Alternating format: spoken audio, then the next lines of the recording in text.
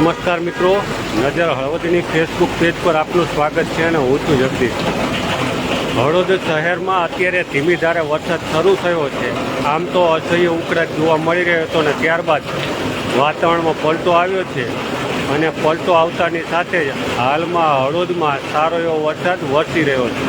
તો આપના વિસ્તારમાં વરસાદ છે કે કેમ અને વરસાદને લઈ અને કેવા કેવા પાકોમાં લાભદાયી નીવડશે તે કોમેન્ટ બોક્સમાં જણાવશો, જેથી કરીને અન્ય મિત્રો પણ જાણકારી મેળવી શકે કે આપના વિસ્તારમાં કેવો વરસાદ છે. તો અત્યારે આપણે હળવદ શહેરના થરા ચોકડીથી જ્યાં આપણી ઓફિસ આવેલી છે ત્યાંથી લાઈવ દર્શક મિત્રો સુધી પહોંચાડી રહ્યા છે. અને જે પ્રકારે જોઈ રહ્યા છીએ કે હળવદમાં હાલ ધીમી ધારે વરસાદ શરૂ થયો છે. આમ તો જે પ્રકારે ધાંગધ્રા બાજુથી વાદળું આવ્યું હતું અને ધાંગધ્રા તાલુકાના લગભગ ગામોમાં સારો એવો વરસાદ હશે, કારણ કે વાદળું એ બાજુથી ચડ્યું હતું ને અત્યારે હળવદ શહેરમાં તે અલગ અલગ ગામોમાં પણ ધીમી ધારે વરસાદ પહોંચી રહ્યો છે. આમ તો જે પ્રકારે હવામાન વિભાગની આગાહી છે કે બંગાળની ખાડીમાં જે પ્રકારે લો પ્રેશર સર્જાયું છે ને તેને લઈ અલગ અલગ વિસ્તારોમાં ખાસ કરીને સૌરાષ્ટ્રના અલગ અલગ જિલ્લાઓમાં વરસાદ નોંધાઈ શકે છે ને તે આગાહીના પગલે હળવદ શહેરમાં હાલ વરસાદ પડી રહ્યો છે. સમરસભાઈ કહી રહ્યા છે ગોપાલગઢમાં વરસાદ ચાલુ છે. એટલે જે પ્રકારે મેં અગાઉ જાણકારી આપી તે પ્રમાણે કે ધાંગધ્રા તરફથી વાદળું આવતું હતું એટલે હળવદ તાલુકામાં ધાંગધ્રા તરફ વધારે વરસાદ હશે અને હળવદમાં અત્યારે વરસાદ પહોંચ્યો છે. કંકાવટીમાં વીજળી ગુલ અર્જુનભાઈ કહી રહ્યા છે. મેથાણમાં નથી ભાઈ સંજયભાઈ કહી રહ્યા છે. એટલે આમ તો ધાંગધ્રા તરફથી વાદળું આવ્યું છે અને ધાંગધ્રાના અલગ અલગ ગામોમાં સારો એવો વરસાદ હશે, પરંતુ અત્યારે હળવદ શહેરમાં પણ ધીમી ધારે વરસાદ શરૂ થયો છે. અને આપના વિસ્તારમાં કેવો વરસાદ છે અને વરસાદને લઈ કયા કયા ખેતી પાકોને લાભદાયી નીવડશે તે કોમેન્ટ બોક્સમાં જણાવશો, જેથી કરીને અન્ય મિત્રો પણ જાણકારી મેળવી શકે કે આપના કયા કયા પાકોનું વાવેતર કર્યું છે. ખાસ એ પ્રમાણે હળવદ તાલુકાની કે અન્ય તાલુકાની વાત કરીએ તો હળવદ તાલુકાના આસપાસ જે તો સુરેન્દ્રનગર જિલ્લો હોય કે મોરબી જિલ્લો હોય તો બંને જિલ્લાઓમાં મોટાભાગે કપાસ, મગફળી અને અન્ય સોયાબીન જેવા પાકોનું વાવેતર થાય છે. અને મોટાભાગે અહીંનો ચોમાસું પાક એટલે કપાસ અને મગફળી ગણાય છે. એટલે અત્યારે જે પ્રકારે અલગ અલગ ગામોમાં કપાસ, મગફળી સહિતના અલગ અલગ પાકોનું જે વાવેતર કર્યું હોય તેમાં ખેડૂતો માટે લાભદાયી નીવડ છે. અશોકભાઈ કહી રહ્યા છે કે સરામાં નથી. રાઘવજીભાઈ કહી રહ્યા છે કે માલણિયામાં વરસાદ ચાલુ છે. અશોકભાઈ કહી રહ્યા છે કે સરામાં નથી. આમ તો જે પ્રકારે ધાંગધ્રા તરફથી વાદળું આવ્યું છે એટલે ધાંગધ્રા તાલુકાના ગોપાલગઢ, કંકાવટી બાજુના ગામો લીધા હશે અને એ તરફથી વાદળું આવ્યું છે અને અત્યારે હળવદ શહેરમાં પહોંચ્યું છે. અને હળવદ શહેર તેમજ ગ્રામ્ય વિસ્તારના અલગ અલગ ગામોમાં પણ હાલ આ ધીમી ધારે વરસાદ જે પ્રમાણે જોવા મળી રહ્યો છે. ગોપાલગઢમાં વરસાદે ભૂકા કાઢી નાખ્યા, સમરસભાઈ કહી રહ્યા છે.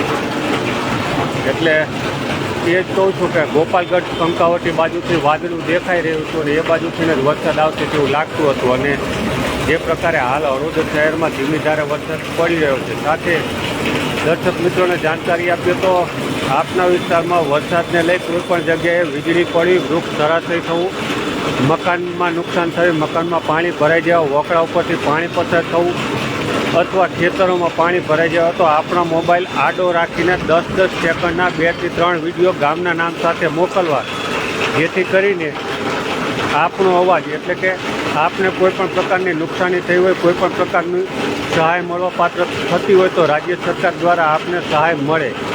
સાથે દર્શક મિત્રોને વધુમાં જાણકારી આપીએ તો રાજ્ય સરકાર દ્વારા કુદરતી આપત્તિ સહાય યોજના એટલે જે વીજળી પડવાથી કોઈ પણ જગ્યાએ કંઈ નુકસાન થાય, જાનમાલને, પશુને નુકસાન થાય અથવા ન કરનારને કોઈ માનવને નુકસાન થાય, એટલે માનવને થાય કે પશુને થાય અથવા કોઈ મકાનમાં નુકસાન થાય અથવા કોઈ જગ્યાએ બીજું કોઈ અન્ય નુકસાન જણાય તો આપના વિસ્તારના ગ્રામ પંચાયત તલાટી કમ મંત્રી અને અમારો પણ સંપર્ક કરી શકો છો. અમારો મોબાઈલ નંબર છે 84 014 82 014 અને 9545 99 આ અમારો મોબાઈલ નંબર છે. રણછોડગઢમાં નથી પ્રવીણભાઈ કહી રહ્યા છે. ગોલાસણમાં હોવાનું અજયભાઈ કહી રહ્યા છે. એટલે જે પ્રકારે હળવદ શહેરમાં હાલ વરસાદ વરસી રહ્યો છે અને ત્યાંથી આપણે સીધા દ્રશ્યો દર્શક મિત્રો સુધી પહોંચાડી રહ્યા છીએ અને અગાઉ મેં જે પ્રમાણે કહ્યું કે વરસાદને લઈ આપના વિસ્તારમાં ક્યાંય પણ કોઈ પણ પ્રકારની નુકસાની હોય, વૃક્ષ ધરાશય થવું, વીજળી પડવી મકાનમાં અથવા કોઈ પશુ પક્ષી ઉપર અથવા માણસને કોઈ માનવ સર્જિત માનવને કોઈ નુકસાની હોય અથવા મકાનમાં પાણી ભરાઈ જાય, વોકળા ઉપરથી પાણી પસાર થયું, નદી નાળા છલકાઈ જવા, ગામ સંપર્ક વિહોણો બનવું, આવું ગામમાં પાણી ભરાઈ જવા, ખેતરોમાં પાણી ભરાઈ જવા, તો આપનો મોબાઈલમાં 10-10 સેકન્ડના 2 થી 3 વિડીયો ગામને નામ સાથે મોકલશો, જેથી કરીને આપનો અવાજ જવાબદાર તંત્ર સુધી પહોંચે અને રાજ્ય સરકાર દ્વારા જે યોજના ચલાવવામાં આવે છે કુદરતી આપત્તિ સહાય યોજના અંતર્ગત કોઈને સહાય મળવા પાત્ર થતી હોય તો આપણે તેનો અવાજ તંત્ર સુધી પહોંચાડી શકીએ. મનસુખભાઈ કહી રહ્યા છે કે એંજારમાં છે, એટલે જે પ્રકારે મેં કહ્યું કે ધાંગધ્રા તરફથી વાદળું હતું અને ધાંગધ્રા તરફથી વાદળાને લીધે ધાંગધ્રા તાલુકાના મોટાભાગના ગામોમાં વરસાદ હશે તેવું ચોક્કસપણે લાગી રહ્યું છે. પ્રવીણભાઈ કહી રહ્યા છે કે મયુરનગરમાં વરસાદ છે, એટલે મિત્રો પણ આપણી સાથે જોડાયા છે. એટલે મિત્રો એક વખત શેર જરૂર કરશો, જેથી કરીને અન્ય મિત્રો સુધી પણ જાણકારી પહોંચે, કારણ કે વીજળી પડવાના બનાવો ચિંતાજનક હળવદ પંથકમાં વધ્યા છે. આમ તો હળવદ પંથક નહીં પણ મોરબી જિલ્લો કહો કે સુરેન્દ્રનગર જિલ્લો કહો, બંને જિલ્લામાં વીજળી પડવાના ચિંતાજનક બનાવો વધ્યા છે અને વીજળી પડવાથી મોટા પ્રમાણમાં ખેડૂતોને જાનમાલનું પણ નુકસાન થાય છે. રાણેકપરમાં છે, બાબરિયા કલ્પેશભાઈ કહી રહ્યા છે, આદમભાઈ કહી રહ્યા છે કે ભચાઉમાં નથી. એટલે વીજળી પડવાના જે બનાવો વધ્યા છે તેને લઈ રાજ્ય સરકાર દ્વારા કુદરતી આપત્તિ સહાય યોજના અંતર્ગત જે પણ ખેડૂતોને અથવા પશુપાલકોને નુકસાન થયું હોય તો તેને તેમાંથી સહાય મળે છે. અને હળવદ તાલુકાના જોગળ ગામે ગત 26મી તારીખે વીજળી પડવાનો બનાવ સામે આવ્યો હતો. આમ તો આ ખેત શ્રમિક પરિવાર હતો, એટલે ખેત શ્રમિક પરિવાર અહીંયા મજૂરી કરવા આવ્યો હતો અને તે દરમિયાન જ હજી જોગળ ગામે લગભગ 4 થી 5 દિવસ થયા હશે અને 4-5 દિવસ મજૂરી કરી હશે અને તે ભાઈ અર્જુન નાયક નામનો આ યુવાન હતો, તેની પર વીજળી પડી હતી અને તેનું મોત થયું હતું.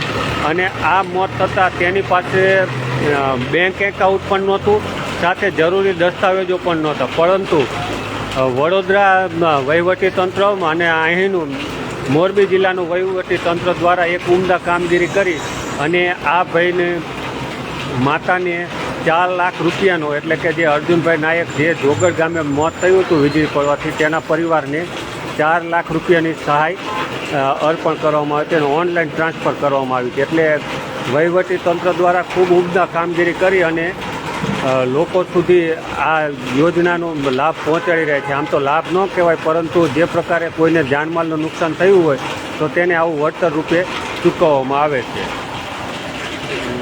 વિરેન્દ્રસિંહ કહી રહ્યા છે ભેચડામાં નથી, વેગળોમાં છે, હરેશભાઈ કહી રહ્યા છે.